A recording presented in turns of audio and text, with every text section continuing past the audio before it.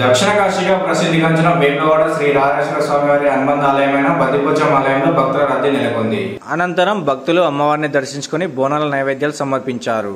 సోమవారం రాజాను దర్శించుకున్న భక్తులు మంగళవారం బద్దిపోచమ్మ తల్లిని దర్శించుకోవడం మానవాయితీగా వస్తుంది. అధిక సంఖ్యలో భక్తులు రావడంతో ఆలయం సందడిగా మారింది.